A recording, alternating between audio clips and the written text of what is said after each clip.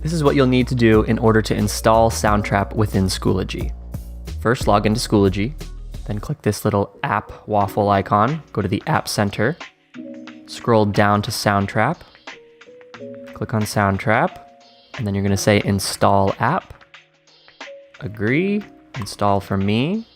I like to add it to the drop-down menu, and then you'll also want to add it to all of your courses. This is what enables your students to actually access it. Click Install, and it's installed. Now that you've installed Soundtrap in Schoology, you'll need to launch Soundtrap from Schoology. When you do this for the first time, that creates your Soundtrap account. So I'm going to click right here, launch Soundtrap, launch app, and the first time you do this, that creates your Soundtrap account. As you've seen, once you have installed Soundtrap, you can launch Soundtrap and that will create your account. Make sure you do not try to log in at soundtrap.com. Always launch Soundtrap from within Schoology. The process for creating student accounts is the exact same.